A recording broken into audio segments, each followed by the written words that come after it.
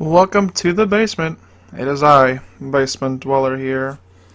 It's quite nice of you to join me in this special occasion in this old basement, because today I'm planning to talk about Godzilla. Godzilla is the infamous monster, with over 30 films, games, merchandise. I've been a fan for such a young age, and I think I'd like to share with you humans and non-humans out there. Growing up, I was like most humans out there. I had friends that were the same species as me, and I remember that time when I was a young wee lad playing at my friend's house who had this weird game that mesmerized me. It was on this GameCube.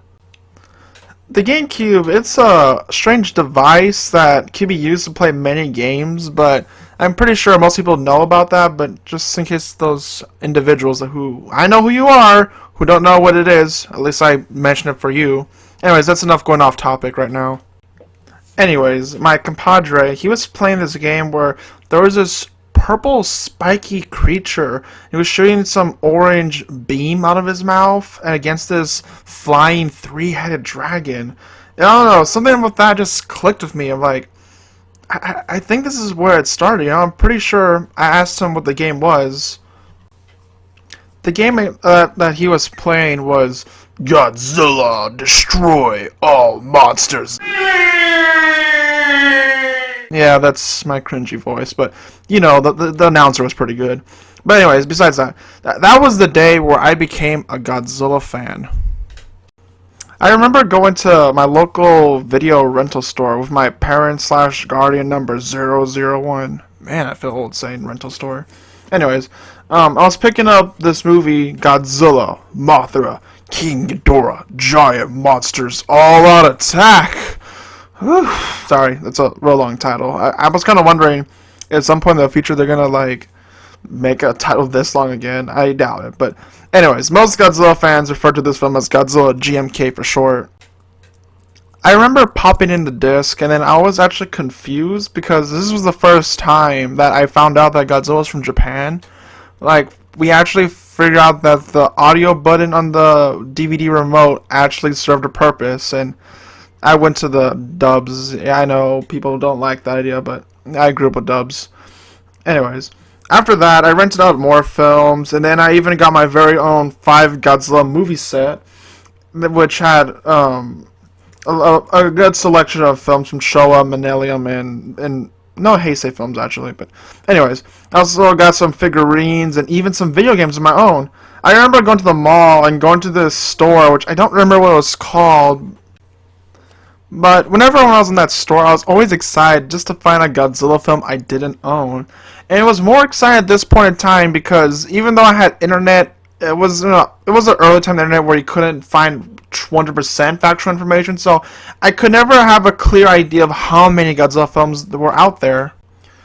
When I was growing up, there was not that many people who watched Godzilla or even were fans in the matter. It was quite rare to find someone who knew about Godzilla, but it was even more rare to find people who watched Godzilla and were actually fans of the franchise. To this day, there are many people, when they hear the name Godzilla, they think of one of two things. One would be a green dinosaur with spikes while shooting fire while he's destroying the whole city. The second would be this cheesy rubber suit monster just doing silly little things. I don't usually get triggered myself, but when someone describes Godzilla as this green dinosaur shooting fire out of his mouth, I end up getting really fast. Sorry, deep breaths. Godzilla has, as far as to my knowledge, never breathed fire. Instead, he usually breathes out his famous atomic beam or atomic breath. The depiction of Green Godzilla may have spread through many ways. The ones I could think of at the moment would be the Hanna-Barbera cartoon Godzilla, who was green, the Marvel Comics Godzilla, who was also green, the Godzilla 2000 in some video games was depicted green, as well as the old 90s toys and advertisements for selling Godzilla products in America was green. America loves that green Godzilla for some reason. But today, Toho has not made one, but 2 Green Godzillas. Yeah, that's right, Green Godzillas! Toho actually made this Godzilla anime trilogy where there was two Godzillas and both of them were green. But the reason why they were green was because they were actually a plant monsters.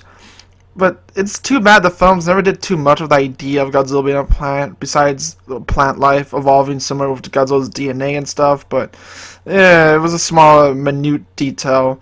The trilogy is the anime trilogy is something that I would like to talk about in its own video, but because there's a lot of interesting things I could go over about that.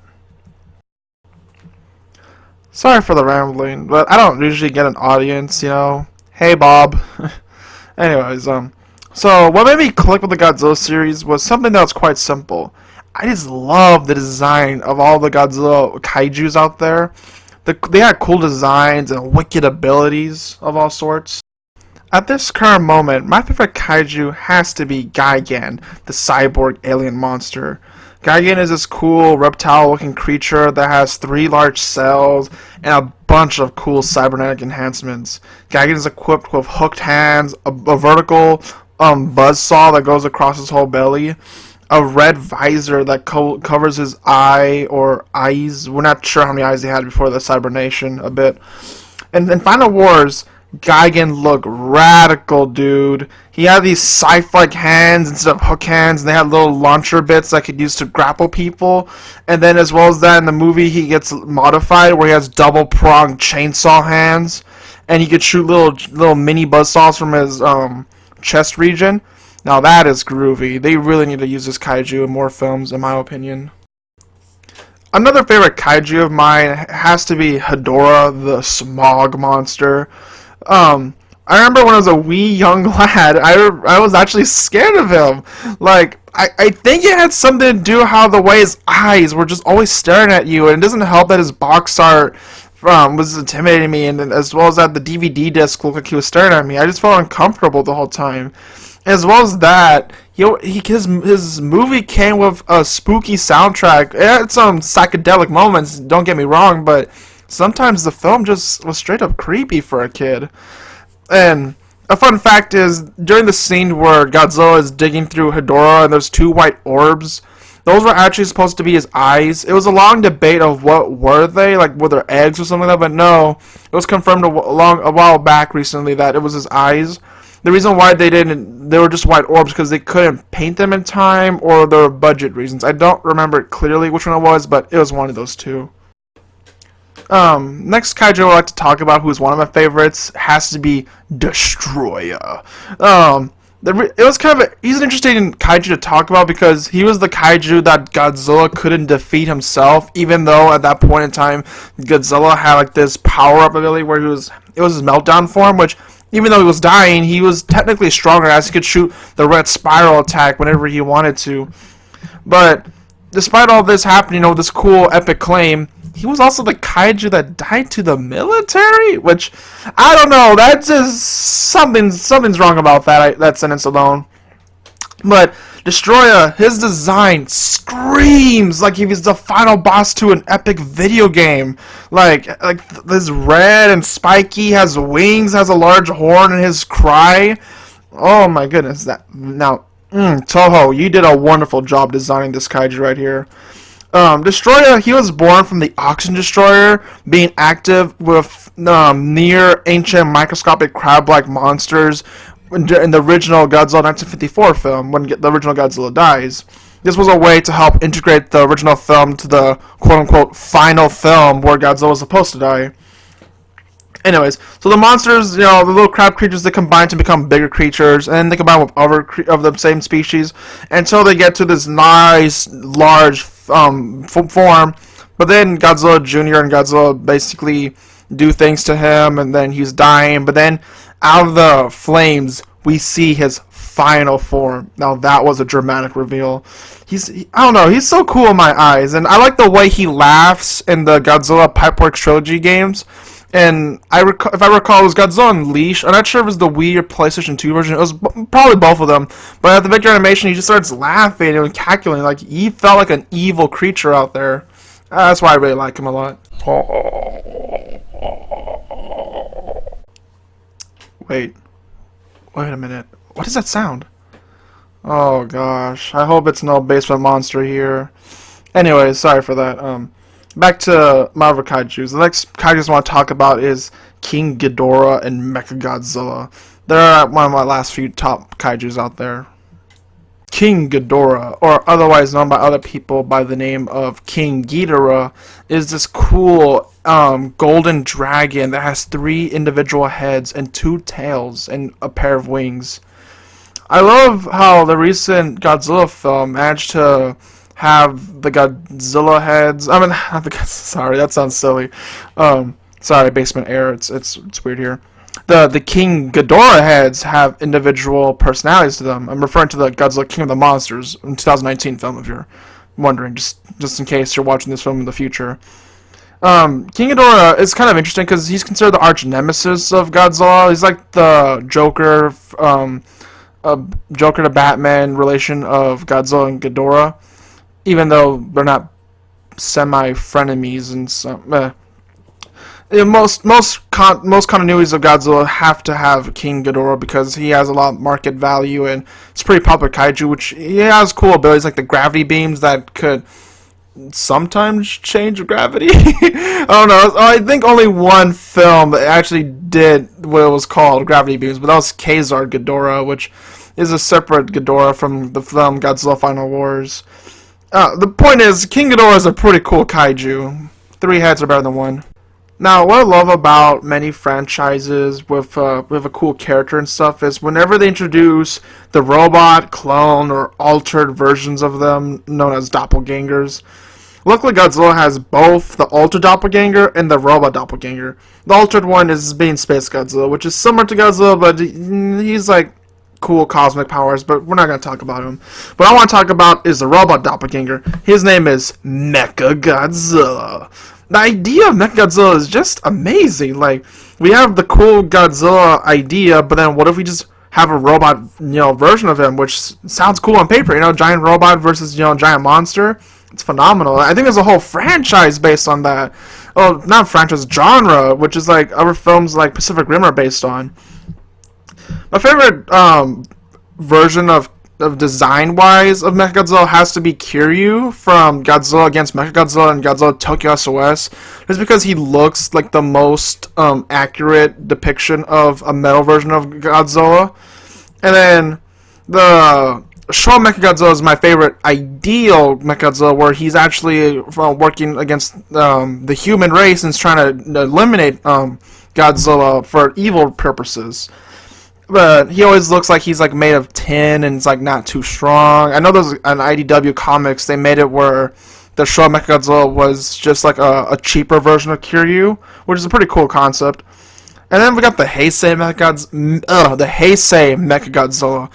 I don't know, he looks like he's made of metal, but he has this dopey face that could never take him seriously. And then he gets upgraded to Mogira, and I don't know about you, but Mogira couldn't stand that much, and that's supposed to be the upgraded version? Oh my goodness. I know it's kind of cool, because in the Heisei series, that Mechagodzilla was designed from the metal from Mecha King Ghidorah, which was from the future, so the present people have this future technology to help make the Mechagodzilla. That was pretty cool.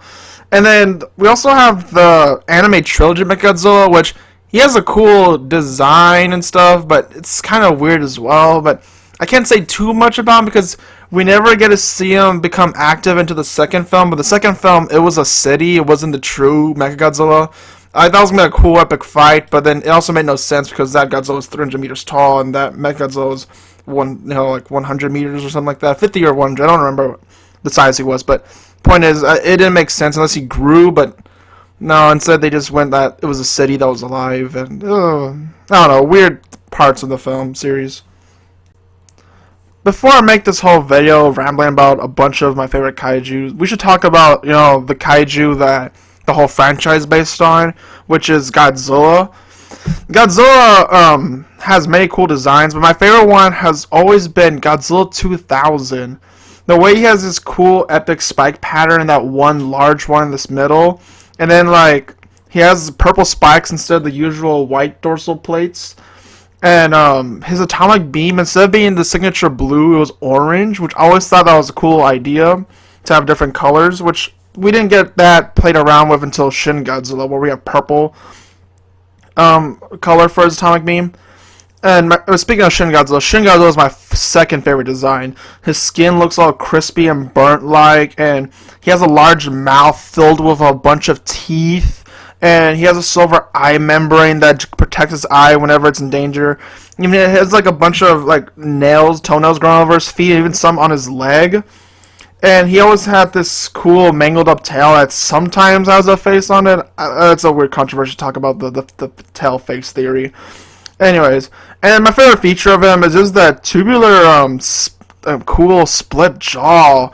Every time he fires atomic beam, his bottom jaw splits open. I always thought that looked radical, man. And my third favorite design has to go to Godzilla GMK, just because he looks like the modern version of the Godzilla 1954 design, but instead of just being modernized as well, they made it where he had white pupils to help explain the ghost possession thingamabob that was going on with him. And I will mention we'll have to go to the Heisei Godzilla design. Even though it's multiple designs, they have a generic look to them after 1985. But the reason why I liked this design somewhat is because when most people think about Godzilla, and Godzilla fans as well, they usually think of this Godzilla as their first image, which is probably the reason why he was chosen to be the main Godzilla for Godzilla PS4 and the PS3 version game. Now, Godzilla being a Japanese property meant that back then we didn't really get that many films into theater.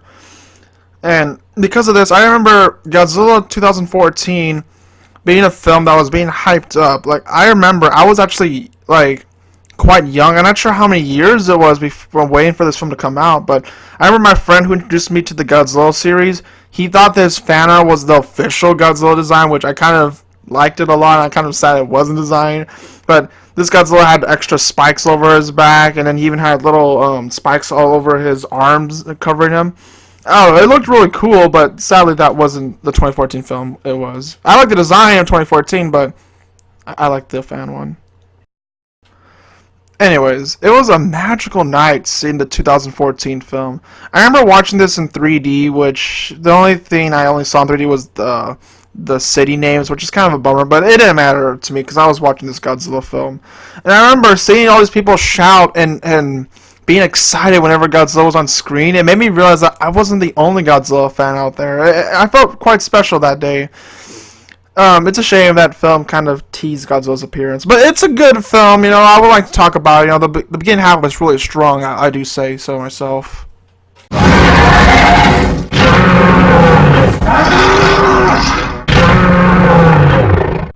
Wait a minute. What is this? Green goo. Oh no, there is a basement monster in here. Ah, great. Okay, after this session of us talking, I'm gonna have to clean this all up later. Ew, green goo. Sorry for the mention of green goo, but back to the topic on hand. Godzilla and I have shared many moments. You know, it was quite a magical experience growing up with this amazing kaiju. I'm still a fan at this point. I could just ramble on about this franchise forever, I feel like. The point is, I'm a big Godzilla fan, and at some point in the future, I would like to cover some Godzilla games, talk about Shin Godzilla, the anime trilogy, the Legendary series, and even the 1998 Godzilla film, which, it's not my least favorite Godzilla film. There's actually other films I consider the least favorite amongst that, but there's other Godzilla topics I would like to talk about. Godzilla's gonna be one of many things we're gonna talk about on this channel. It's not a Godzilla channel only. I hope you guys understand this. I bid you guys all a farewell. I gotta get rid of this basement monster. You know, it's gonna make a big mess if I don't deal with it right now. Jeesh, they're always known to make messes. Anyways, I really do wish they'd bring back the pizza ravioli flavor back. Man, I really need one of those right now. Anyways, I bid you guys all farewell. Have a radical day.